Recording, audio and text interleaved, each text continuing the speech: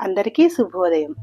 ఈరోజు నేను శ్రీ జగద్గురు ఆదిశంకరాచార్యులు గారి మాటలను మీ ముందుకు తీసుకువచ్చాను. విందామా? వేదాన్నే అనుసరించండి, స్వధర్మాన్ని పాటించండి, కోరికలతో కాక ఫలితాల మీద ఆసక్తి లేకుండా కర్మలు చేయండి, ఆత్మజ్ఞానం పొందండి, దేహమే నేను అనే భ్రాంతిని తొలగించుకోండి.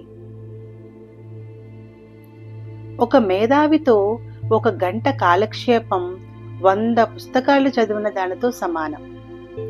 ఒక సత్పురుషునితో 1 గంట కాలక్షేపం 100 పుణ్యక్షేత్రాల సందర్శనంతో సమానం. నీవు కాని దాని గురించి ఆలోచించకు. అది నిన్ను కృంగతీస్తుంది, బాధ కలిగిస్తుంది. దానికి బదులుగా నీ అసలు స్వరూపం మీద దృష్టి సారించు. అది నిన్ను అన్నిటి నుంచి విముక్తుణ్ణి చేస్తుంది. Thank you. Have a blessed day.